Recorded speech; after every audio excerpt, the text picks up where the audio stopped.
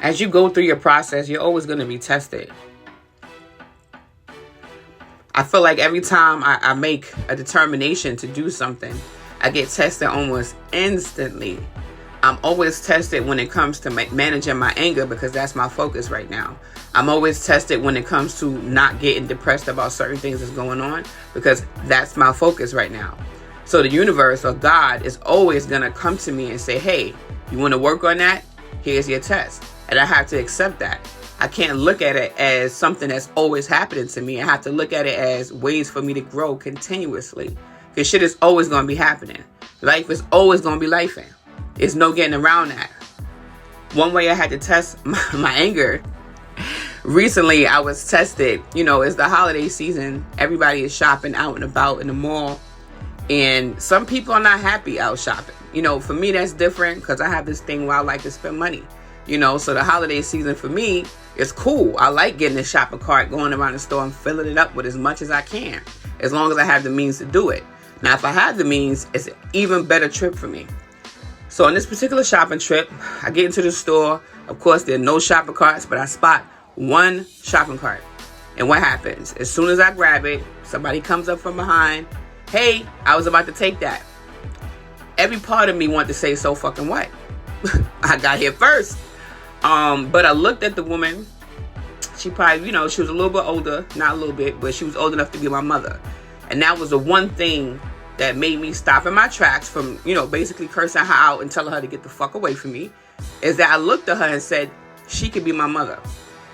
That one thought transitioned my whole mood. It allowed me to look at her as an individual that could be my mother. What type of empathy would I want to give my mother if she was in this store right now and she needed that cart? So I looked at her and I said, you know what? You got it. Merry Christmas. And I pushed the cart at her. Now, me being me, you know, I'm still human. I'm still working on my anger. I know that I pushed the cart a little bit extra because I was frustrated. I wanted that cart. But I let it go and I said, you know what? I'm going to find another cart. Sure enough, I said that, looked over. There was another cart there waiting for me. It was a little bit smaller, but it was a cart. So I took that cart and I kept walking. As I go shopping through the store, I hear the lady complaining about me. Oh, this girl pushed the cart. She shoved it at me. She's telling her daughter now. So I walk up on them. And because I'm not going to call myself crazy or a loose cannon, I got closer. I heard her talking about me. So now I'm like, oh, really? You know, that's that anger management part right there. I walk towards her. Now I'm going towards the danger, right? She's not really dangerous to me, not a threat. But in reality, she could have been, right? What if she would have maced me? But whatever. I'm walking towards her now. Because now I'm like, oh, you talking about me?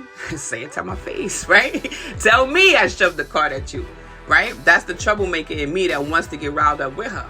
And then I thought about it. As I'm walking towards her, I slowed down. Her daughter turned around. She looked at me. She had a huge scar on her face. And I was like, damn, she already been through some shit.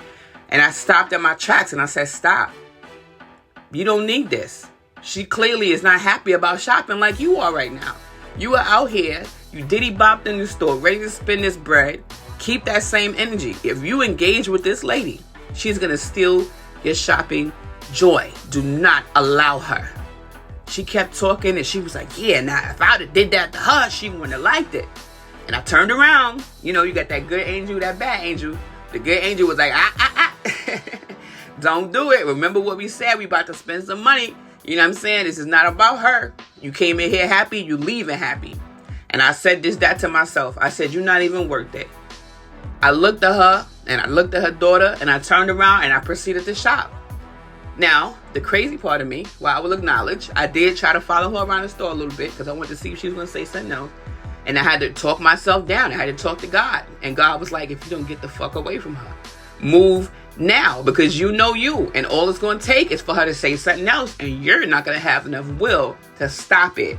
So I listened to that little voice that said move. And I continue with my shopping. And I just thought to myself, you know how she had me fucked up? She thought she was worth my joy. She thought that her negative energy was really worth me losing the joy I had for coming in here and spending my money. And I smiled for the rest of my shopping trip. I was so pleasant. Oh, excuse me. Thank you. Yes. Oh, no, you want? Go ahead, ma'am. You can have it. That was me the rest of the... I controlled my emotions. Because I will not let the devil, what they people call the devil, what is really me, right? The other energy in me, I will not let it control or dictate something I find joy in. I didn't have to be shopping. I could have been anywhere. But understanding and being able to identify those moments and say, you're not going to steal my joy is so important. She might have been in there broke as a joke, mad about having to come out and get her mama or something for, you know what I'm saying? Like, that might have been her disposition. Hey, I come stealing the cart. She already got an attitude. I looked at her face. I said, look, she all twisted up and wrinkled and looking stressed out. That's why she looked like that, because she's in the store ready to start trouble with people over shopping cart that she clearly missed out on. Like, I didn't have to give her the cart. I could have been like, ma'am, you snooze, you lose, right? But I did it because empathy and the greater me said it's not worth the trouble. It would not be worth me taking the cart, her following me around the store with an attitude, or maybe yelling and cursing or getting belligerent when I came in there to have a good time, to do what I love to do, which is to shop. So I let it go. And I had to be the bigger person.